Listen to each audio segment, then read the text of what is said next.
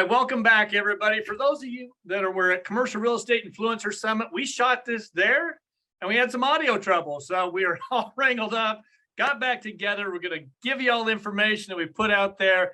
And Kyle, Eddie, thank you for coming back and doing this. I think it's just so important for everybody from CREisummit to really see what we talked about, and plus the viewers that are out there today. I think they can learn a lot about TikTok, Reels, and YouTube on really how to get their feet under them and get moving forward. So, in NOLA, you guys started it, so I guess I'm going to bow down.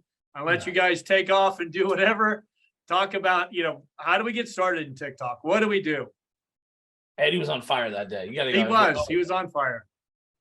Does that mean you want me to go first? Yes. That's exactly what that meant. I can take a hint. Yeah.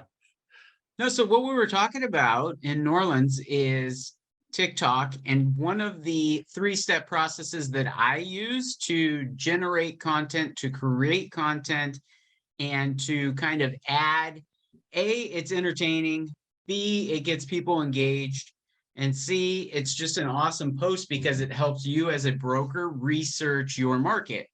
And Kyle actually came up with the name of it, and it's called What's It Worth? 3 different posts. The first post is basically a teaser, and it's, hey, this building sold. I'm going to have more information on it tomorrow. Really quick 5 to 9 second video. And what I like to use is my iPhone, and I do a hyper time lapse, and I literally walk around a big building, and that is the post. You're letting people know that something sold, and you're going to give more information about it. The very next day, you go into the details of the actual deal. Here's when it sold. Here's how big the building is. Here's who the tenants are. And you give some more specific information about it. The ask of the community, which for me is Central Phoenix, is what do you think it's worth? People then come into the comments section. They all leave their messages. The very next day is when you do the final post, is where you actually tell them what it's worth and why. And one little detail that I actually didn't mention in New Orleans that I do is I go back to that middle post, the second one, and I say, hey, the new post is up, which drives traffic to it. So I'm studying my market, getting the market knowledge, getting my community involved, and letting people know that there was a sale in the neighborhood. The very last part of it is I will use that piece of content to then send via text message to other building owners that own buildings in that neighborhood. Kyle, how did I do? That's exactly what you said. That was pretty Almost impressive. verbatim, I think. Yeah, for real. Yeah, I mean, what I love about what Eddie does is he's so consistent with that process. It does serve. I mean, you added that little text message piece, which I'm glad you brought that back up, because that is a massive piece, and sort of points to how you can use video content as almost a library of resources for you to go back to, just to show people and also to market directly to people. Sort of what we were talking about today, Eddie, when I was sending that graphic. But yeah, I mean, anything I think series related, any kind of content creation when it comes to creating a series around, as commercial folks, we love to dive into topics, right? Like you can read all about, like, hey, you should really explain to folks what a triple net lease means. Now we could talk for 30 minutes about triple net lease, right? But the challenge actually for us is to create 30-second content out of that, right? And then say, this is part 1 on how I'm going to talk. This is part 1 on the definition of a triple net lease. You can then break it up into however many series you want, 1, 2, 3, 4, 5, as opposed to one long-winded, sort of video that would be better on like a YouTube type platform. So yeah. I think that those short form series are absolutely killer for TikTok and for Instagram Reels. And I think it's a little bit of a challenge to get there, but if you break it up into smaller pieces, it becomes much more manageable and becomes actually much more easily consumed by your audience. How do you guys come up with ideas? I mean, you guys, I know whoever, you guys should give your TikTok. Mine's at Joe Killinger. Everything's at Joe Killinger. But Eddie, what's your handle on TikTok? AZCRE. Okay. And mine is just Kyle and Sarah. Yeah. you guys do brilliant stuff. I mean, you guys have this balance of information, education, right? Personal stuff. I mean, Kyle, I saw your kids' football game. Sorry about the loss, by the way.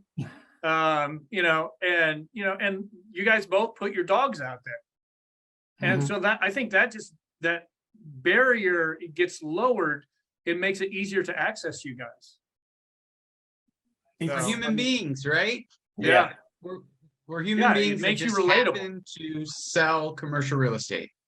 And I think that's ultimately what it is it's, I posted yesterday actually, because it was my biggest takeaway. And I think it was so concise the way that it said is people want to do business with people, not brands. Right. And I think it's, very evident. And I think more we think about it is, that's the way we do business, right? Like people are now looking up all different types of services, and it's very rarely who they work for, but who the person is will get it done. And it's not like if you even if you ask a personal friend or somebody in your neighborhood for a reference on somebody, they're going to say, oh, go use Mary Smith because she works for X. No, it's usually use Mary Smith, she's great. If you trust that person, I can trust that person, you're going to trust that they gave you good advice. And you may find out later they work for Pepsi, they work for Compass, they work for whatever they work for. But it's more and more important that it's the person, not the brand behind it. Yeah. I'm trying to remember the questions everybody asked that day because it's in the content that we have. But how do you guys come up with ideas every day? I mean, what are your pillars, and how do you come up with the ideas every day? Kyle, you speak to yours because you and I have different methods to our madness.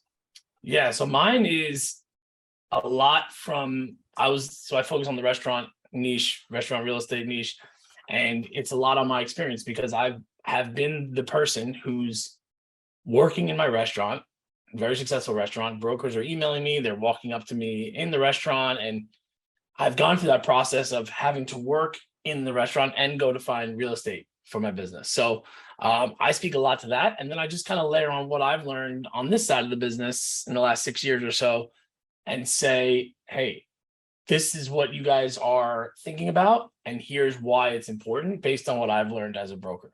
So I know this because I was you, and I take that type of perspective. And in general, my content comes from either news items or trying to create some sort of like entertaining piece of content around the commercial real estate industry and restaurants. So it could be, like I said, something in the news, something I talked about on a Zoom call, something that happened to me that day. But typically it's really whatever strikes me, to be honest. There's not too much of a pillars, restaurant, personal, what else? Commercial real estate. And then I try to talk a little bit about like commercial real estate industry changing, like how like, the personal branding, social media stuff. But that's about 10%. I would say most of it is commercial real estate and restaurants. Okay. Eddie? Joe, I really don't have pillars. I guess you could say if you really broke it down, I have pillars, but I don't focus on pillars. Okay. Kyle calls me a on-the-fly content maker because literally when I see something that's interesting, it's going to get posted. I don't spend a ton of time editing other than what's it worth.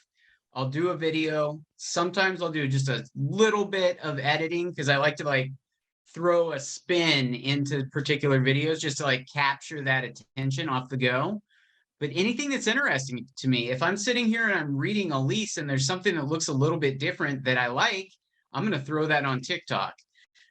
The traction and the way that those posts perform is very interesting to me too. So I like to study those. And I look at just a pure commercial real estate post versus a community post. The commercial real estate, you can tell it's other brokers that are there. I've got a couple owners that are following me as well, and I'll get very little traction on those posts versus something that's related to Phoenix. And one of the other things that I really like to do, there's a feature on TikTok where you can do green screens. So I'll take little snippets from the news. You literally screenshot it on your phone, and you can have that behind you. So you're talking about, today I talked about interest rates. So you've got the actual article behind you, you're green screening it, you're talking, you're asking questions, that gets a ton of engagement. How often do you guys lose your analytics? All the time. all the time? Not often enough. I've been focusing up more on, so the platforms work mainly on, they'll push out content that gets a longer viewership. So I've been trying to pack the most amount of information in the shortest amount of time, just to increase viewership, increase likes, increase, overall personal brand visibility. But TikTok has some pretty powerful back-end analytics that will help you analyze your videos. And they are very helpful. The hook is so important. They want you to grab, or not that they want you, the algorithm wants you to get that attention in the first 1 second, 1 to 3 seconds, they say, but it's getting less. And it's a challenge. It's not easy because, we've all been there scrolling. What really gets our attention is, a crazy background, somebody who's super energetic, or something that connects with us. I think he's definitely an on the fly creator, but he can also make content out of anything. And he does a great job of engaging his audience of like, this is what's happening. What do you guys think? And I think that is ultimately, that's a big piece of his success on the platform, is that he gets people to engage on it. I don't know how. It's magic. Well, it's, he's hyper focused, he's Arizona, Phoenix, and then your, restaurants. Yeah. You guys are two different animals. And so it's amazing what you do. Eddie, how much time do you put into creating TikToks every week or every day? Actually, let's go every day. Not as much as you would think. Yeah. So if I'm doing, and I'm a one and done type of guy, Joe. So if there's a little bit of a flub in it, you're going to see it, because I'm not going to reshoot it. It is what it is. And if it comes out just nasty and terrible, I'm just not going to post it. Right. So literally a video is going to be 10 to 20 seconds. It takes me that amount of time. I go into the InShot editing app. I spend another 5 to 10 seconds actually making some twists and turns, adding some words, and then another 30 seconds in the app actually posting it. And that's it. Yeah. So if I'm doing 3 or 4 of those a day, 15 minutes. Yeah, it doesn't take that long. Who do you use what company do you use to edit? I use InShot still. InShot. Gabe and Kyle are trying to get me over to CapCut, but I still like InShot. Yeah, I mean, I'm a big fan of CapCut. Right. I'm also a big fan of, like I said, Eddie's on the fly. I am somebody that will just, I found for some reason Thursdays afternoon between like 12 and 2, I pinned it down, is a time where I can just rip off like 30 TikToks. Oh. And I just save them, and I save them in my drafts. And then when it's time to post, I know that they're there. So I'm not like every day having to do it. Every day I know that they're there, and because sometimes you'll have the content idea, but you won't have, I do a lot of the voiceover trends and try to make them contextually relevant to restaurants and real estate. I don't have the phrasing to put there, but then something will happen and I will. But I've found that the overall creation time, I don't know, I think maybe I programmed myself, because G and I used to go out every Thursday from like 12 to 2. So I think now we only go out once a month, but for some reason that seems to work for me, is batching a whole bunch of content. And that's been a big help for me. Now, do you do outfit changes and all that? No. Well, we need to introduce you to Irina. She's the queen of it. That Of one. what? I don't think at either one of the CREisummits I've seen her in the same outfit for more than a couple hours, right? Jesus. That's Woman spectacular. way too much work. Yeah, I know. Yeah, a lot of people, it would be too much for most of us. But that's amazing that you can get all that content done in that amount of time. I talk to people and they always say, well, I just don't have the time. What do you say to those people for a TikTok? Well, actually, for any of them, for any platform. I would look at how you're spending your time in terms of your other marketing. Yeah.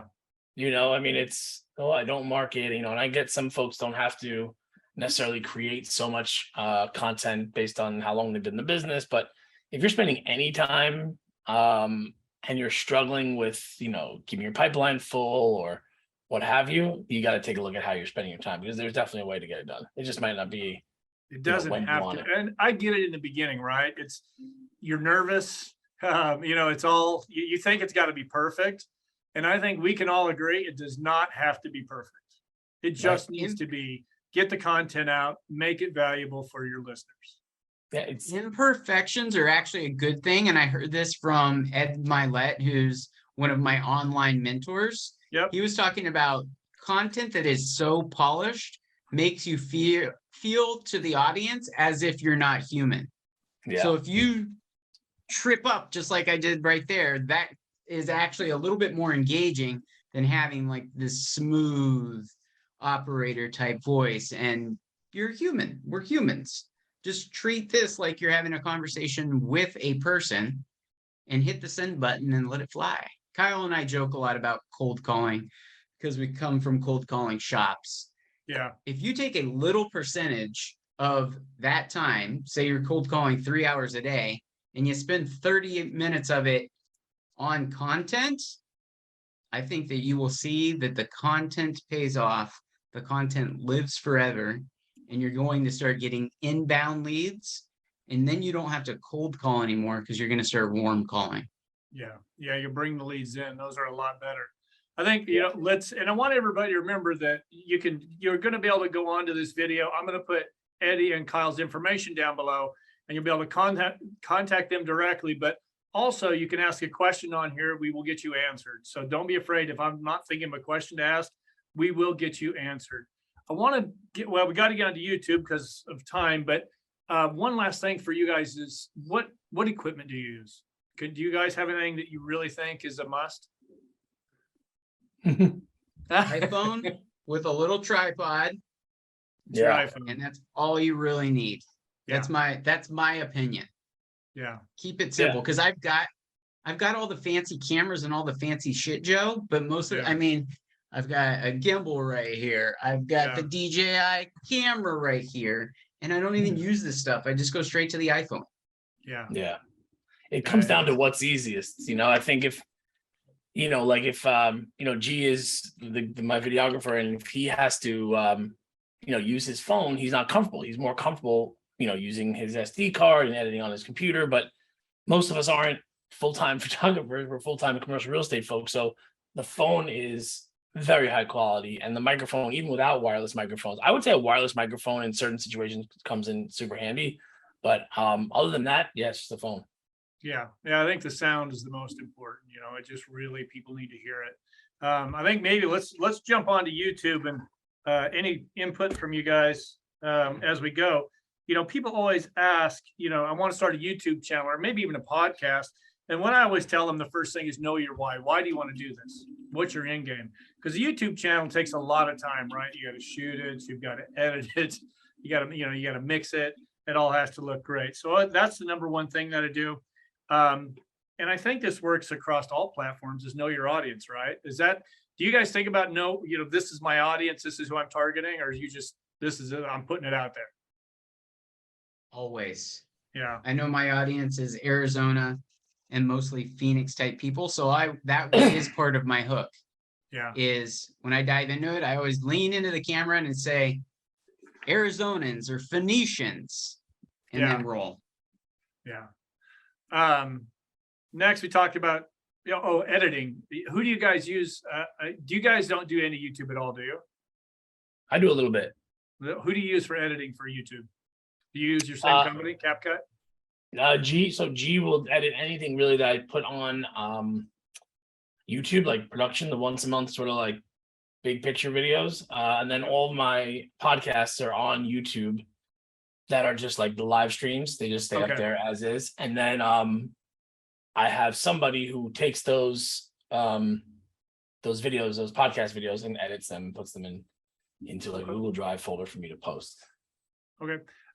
Headline writer. Do you guys use a headline writer, or do you just put a headline out and go with it? We use a headline writer.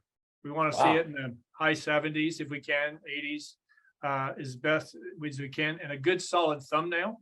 We want to have a good photo, which, by the way, we stole your photo. There's going to be a thumbnail to this. You guys look really pretty. All right. Yeah. Good to hear. Yep. Yeah. A couple of ladies were walking by. They go, "Who's that?" I said, "Brad Pitt." Have a solid introduction. That's a big thing. because you can have, I don't know on TikTok, but I know it's a few seconds, and it's pretty much the same with any of these channels. You got a few seconds to really get people's attention. Otherwise, they're just clicking to the next video. Know your video length. What is the best length? I'm having success right now with videos that are 55 seconds, short videos. And I combine it with videos like this that are, you know, this is going to be a little bit longer, but I try and do 12 to 15 minute. That works well for us with that combination. So the short as well as the long, but know what works best for your audience. Posting at the right time. You can go on a Google and post it at the right time. Do you guys, I'm guessing you as much as you guys are posting, you're probably not really, do you pay attention to what time of day you're posting? I do, and I can tell on analytics when I'm on TikTok, kind of, it shows you this cool little bar graph where the majority of your viewers and the timing. It's not super specific, but it gives me an idea. So my posts in the afternoon generally do better than my morning posts because there are more people that are on the platform. Okay. Same with So you, Kyle? I've had, you know, again, I'm not as into looking at my analytics as I should be, but you know, I've definitely toyed with looking back at some of the more successful TikToks, like if they go over 10,000 views or so, what time was it? What did I post? And try to replicate that. But I haven't seen too much consistency, but again, that might just be me because I've been too consistent with doing it. So now, do you guys promote your YouTube channels, if you have one, on other social? That's an interesting question. Yeah, I you have can drive, not. try and drive. I don't, but I mean, I don't know if you saw what came out yesterday or the other day, is that now YouTube is going head to head with TikTok with paying creators for the shorts on the platform. So I will be, that's for sure. But I'll tell you this, what I did do, which is an amazing little hack. I found somebody on Fiverr to go through all my TikToks, download them, and put them into a file folder stripped of the TikTok logo to be at, so I can just click and drag them onto YouTube Shorts. Gotcha. It cost me like $40. And it won't drive the YouTube, you know, because sometimes you post other other platforms, it'll drive it down. That won't be the case with the way you're doing it. It seems to be the move. I guess time will tell. I still use TikTok as my top of the funnel, so okay. I'm anxious to see what I can get going on YouTube with this. Okay. Do you guys close with a call to action every time? No, You know, not every YouTube's a time. different deal. We use a call to action on YouTube. You know, so that's something that everybody wants to do. Make sure you like, make sure you subscribe, all that good stuff. And this is a big one. Build your relationship with your audience. You know, we go in and if somebody likes it, you know, or somebody makes a comment, we make sure that we respond. And I think I told you, we've got some pretty devout followers in that I told this story in New Orleans that I had somebody come on and make a negative comment. And obviously it was somebody that hadn't watched the video. They just come on to make a negative comment, to go on and, you know, try and get, I guess, my subscribers to his channel or something like that. And I got an email that afternoon, call off your dogs. And I'm like, I don't know what you guys are talking about. And I go on and look, and my subscribers have gone on his YouTube channel, his Instagram, and went after him. And I'm like, That's epic. That is some serious goals. It's just great to have. But I've got somebody, matter of fact, if you guys know anybody, they reached out and they want me to do something on LinkedIn Navigator, how to utilize that tool. So if anybody knows of anybody, LinkedIn Navigator, how to use it for growing your business, real estate business, I'd love to talk to them. But the interaction with the people, you know, that's key. If somebody's willing to give you a comment, make sure to respond back and give as simple as thank you, or thank you. This is what's coming up next. Creating playlists. We create playlists. So if it's going to be something that's on commercial real estate, or it's going to be something on a commercial real estate investor, or if it's going to be something on a commercial real estate agent, we always create those different playlists. Don't force the content. That's something that, you know, early on, I was like, oh God, I got to get something out. And I look back at it, I'm like, oh, that did not turn out so well because I was forcing it. And so have you guys had that too? Oh yeah. There's a total different feel to a video that's forced versus Yeah. us just hanging out. Yeah, I agree. Now, if anybody's thinking about doing a YouTube channel, you want to think about, are you going to do this by yourself? Are you going to be the professional that's just going to be in front of the camera by yourself every day? That's great. Better have a broad knowledge of your business. But also it has to coming up with something new every week. It gets to be kind of daunting. So I mix it up. I do interviews. I've interviewed both you guys. And so actually Kyle's one went out last week. It's doing pretty well. You know, but the thing is, if you're going to do interviews, you have to book them in advance, and they have to really be targeted toward, you have to make sure that these people are targeted toward your audience. And because you'll get people that want to come on and they're just kind of hemming and hawing. And so it's different when you do these interviews, because you have to go find the people, pre-interview them. Obviously I didn't need to do you, Kyle, because, or you, Eddie. So, but, you know, I'm very lucky because of CREisummit. I've got access to all these people that are top notch in their industry. Right. And so, but, you know, it's tough to go out and find people and really get them booked, and then the scheduling. And so we do two videos a week, every Tuesday and Thursday. They come out at 2 p.m. And so that's the process to find these people is not easy. And that's why I'm so thankful for you guys and everybody at CREisummit is willing to come on. But vetting people out is very key, you know, so, but we just go for organic growth. Do you guys pay for ads on anything? Nope. I went down that, organic. I went down that path on Instagram, Yeah. and it was interesting because it's like you pay for it and then you get results. But then if you stop paying for it, your account just kind of went, or my account just went bleh.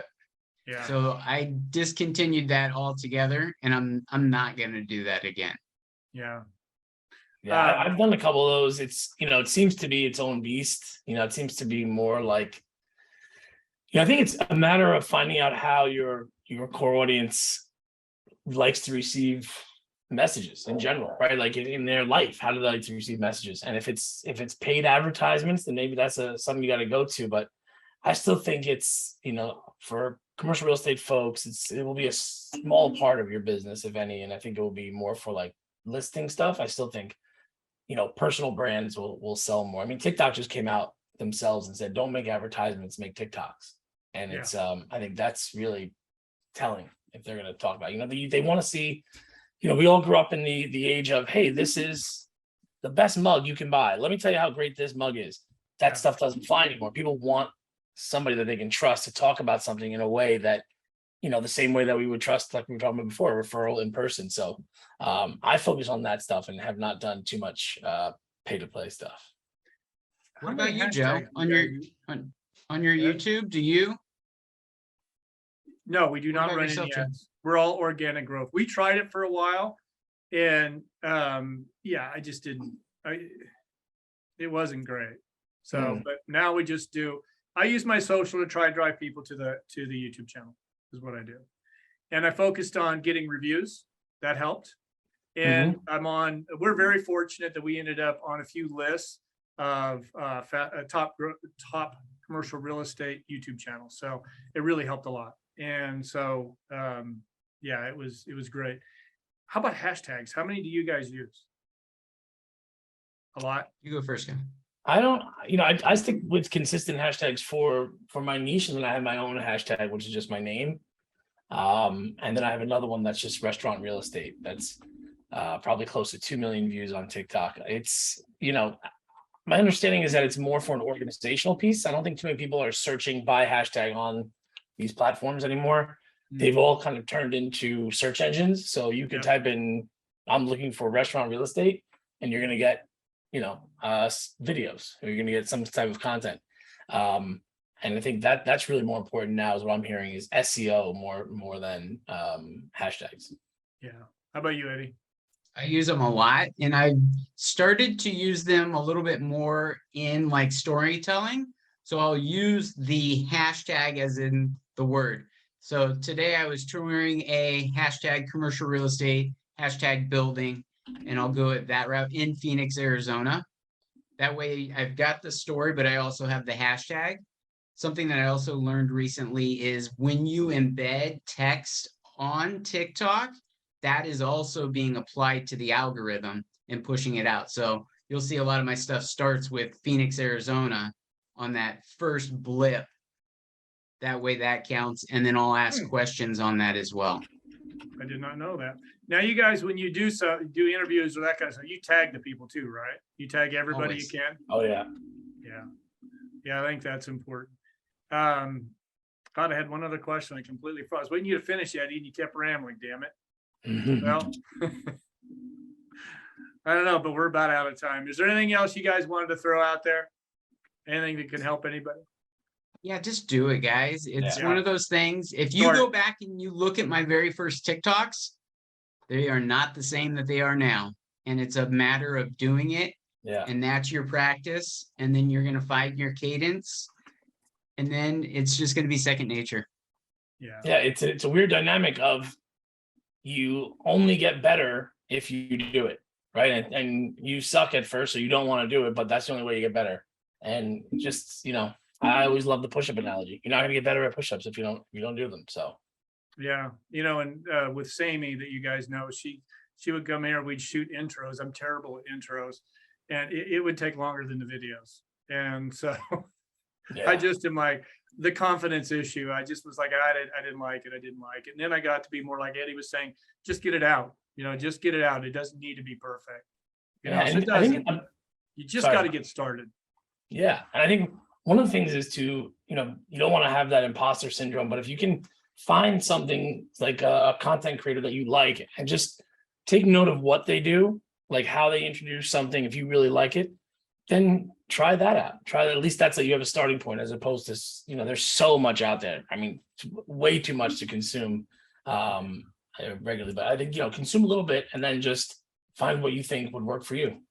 Yeah. Make the time to do this stuff. Well, guys, we're out of time. Thank you very much. I got to get this edited and get this out. So Amy is standing at the door waiting for me to finish. Yeah, Sammy. Thank you for redoing this. I'm sorry that happened. No, it's all good. And if CRE guys, people, if you're watching, it was great seeing you guys. I'm going to put Kyle and Eddie's information down below so you can reach out to them directly, and don't hesitate to ask questions.